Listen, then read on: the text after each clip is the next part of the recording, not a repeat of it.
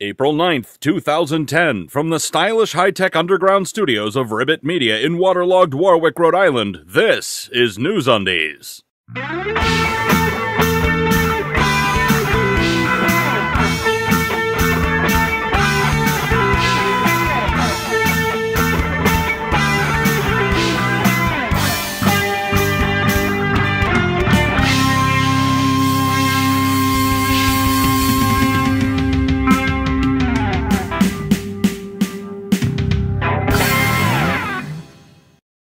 For April 9th, 2010, this is NewsUndies, all the news that shouldn't be news. I'm Paul Torville with these headlines. Man's life changed by purchase of imitation Rolex. ED pills cheap, 70% off. IRS underreported income. Click this link. Replica jewelry at lowest prices ever. A spot of rain puts Rhode Island on the federal disaster map. Undocumented Mexican earthquake sneaks into Southern California.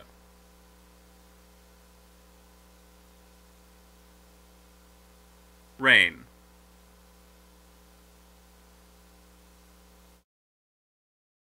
Hey gang, it's time for celebrity birthdays once again. I got my cake hat on, let's rock. For Saturday the 3rd, Ray Combs, dead, and Eddie Murphy. For Saturday the 4th, David Cross and Robert Downey Jr. For Monday the 5th, that's 10, Colin Powell and Max Gale. For Tuesday the 6th, John Ratzenberger and Mary Lou Henner. For Wednesday the 7th, Stan Winston, dead, and John Oates. For Thursday the 8th, Kofi Annan and John Schneider. For Friday the 9th, Marty Krofft and Dennis Quaid. That's Celebrity Birthdays. I'm Paul Torville, and I'm done!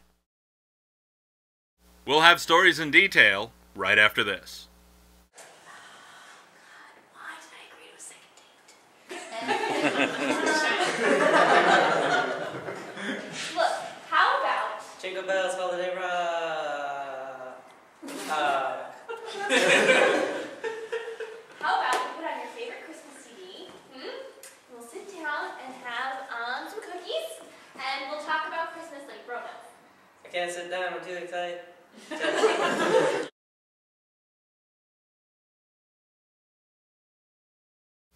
Protesters spilled out into the streets of Bangkok, Thailand, planning to teach the government a lesson.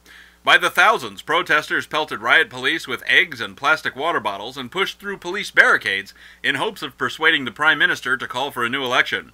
All these protesters, thousands of them, came out to oppose the powers that be, clad in red t-shirts. Red shirts. Have these people never seen an episode of classic Star Trek? This one's pretty wacky. An organization called Personhood, Mississippi has circulated a petition around their state in the hopes of getting the Mississippi State Constitution amended to have the official definition of a person to include, quote, every human being from the moment of fertilization, cloning, or the functional equivalent thereof, end quote. Interestingly, when one visits the website for this so-called citizen-led grassroots action and scrolls down to the bottom of the page, one finds that it is headquartered in Arvada, Colorado. I don't think that's in Mississippi. The parent organization, Personhood USA, is also pushing similar state constitution amendments in Florida, California, Montana, and Missouri. Eek. Traci Lynn Johnson. Remember Richard Finch? How about Harry Wayne Casey? No? Nothing? Casey and the Sunshine Band ring a bell? Richard Finch was the co-founder, producer, and former bass player for Casey and the Sunshine Band, along with Harry Wayne Casey. On March 23rd, Finch was arrested in Newark, Ohio, accused of, quote, having sexual contact with a teenage boy, end quote.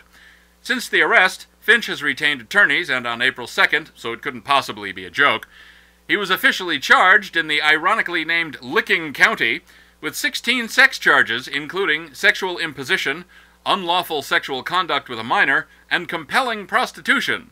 Hard to believe that the imagination partly responsible for such Studio 54 anthems as Shake Your Booty and Get Down Tonight might also lead to sexual imposition and compelling prostitution.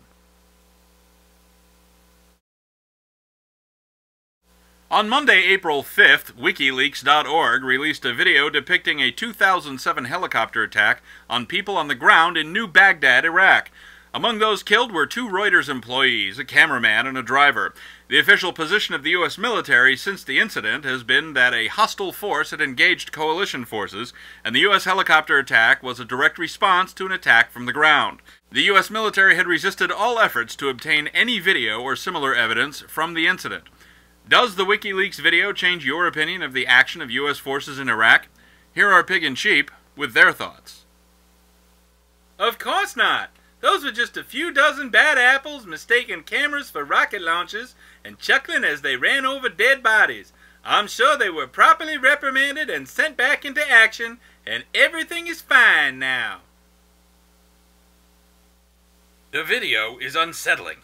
The transcript is more horrifying than the video. The tones and the voices of the men speaking in the video is most chilling. There is so much wrong with this, I don't know where to begin. But the fact that the DOD suppressed this and totally mischaracterized it, possibly to the point of outright lying, is most frightening. That's what Pig and Sheep think. What are your thoughts? Email them to ovcomments@newsundies.com. And now, here's Moose Weintraub with the Sports Half Minute. Weintraub Sports Half Minute. It's a whole half minute of sports. 30 seconds of sports. Who's Weintraub Sports Half Minute? I'm Moose Weintraub. The website for the Scripps National Spelling Bee illustrates that just because you can spell doesn't mean you can write a meaningful sentence. Weintraub Sports Half Minute. Thanks, Moose. Always a great report from Moose. The Apple iPad has hit stores. I played with one for about 20 minutes. It's okay. It's definitely not $500 worth of okay. CNET posted a 4-minute video on April 2nd depicting the unboxing of a new iPad, hosted by spokes-technophobe Natalie Del Conte. In 4 days, the video had racked up nearly 200,000 views. Unboxing a new gadget? Really? Is this, like, some kind of new porn I don't understand? We'll have your exclusive PastCast weather and the final news roundup right after this. You'll notice that when you watch NewsUndies, I'm always wearing a shirt from the Ursus Pacificus Kitsch Cave. Well, now you can too. You can help support NewsUndies by going to the Ursus Pacificus Kitsch Cave and getting some kitsch. And now, here's your exclusive PastCast weather for the week ending Friday, April 9th, 2010. The Atlantic corridor had sunny skies and warm temps with occasional showers. Really? Is this serious? The Appalachians had showers with seasonal temps. The Southeast saw sunny, warm conditions with occasional thunderstorms. And that's your exclusive PastCast weather. Texas. This past Sunday was Easter, the day when Catholics and other Christians celebrate the bodily resurrection of Jesus into heaven. Well, Pope Benedict XVI has been under fire a lot about both his actions and inactions with regard to the Catholic clergy sex abuse mess. Here's me with a special on-a-scene report. Cardinal Angelo Sodano, Dean of the College of Cardinals, has remarked that the efforts to tie the Vatican in general, and this Pope specifically, to any wrongdoing is, quote, petty gossip, end quote. Sodano, a master of understatement in the year 2000, remarked that the trial, conviction, and execution of Giordano Bruno was a, quote, sad episode, and that Bruno's Vatican prosecutors did everything they could to save his life.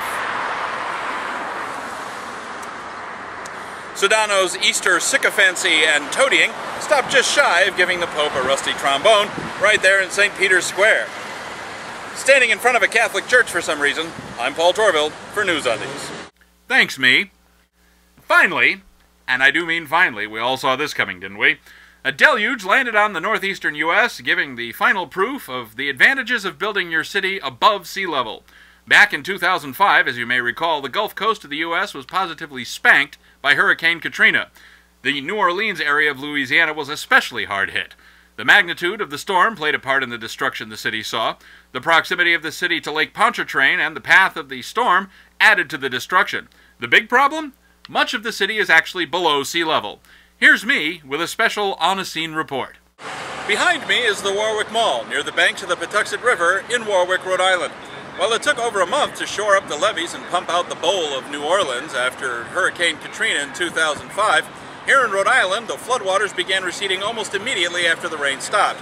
And while some areas experienced elevated water tables, which impeded drainage of excess water, with the exception of basements and similar artificially low-lying water-collecting sites, the drainage has proceeded largely via gravity rather than pumps. Standing in front of a federal disaster area for some reason, I'm Paul Torville for NewsUndies. Thanks, me. Well, that's all for this edition of NewsUndies. Remember, if you see news that shouldn't be news, you can email your story tips to undies@newsundies.com. Thanks for watching. Until next time, I'm Paul Torville. After that, I might be neck-deep in raw sewage.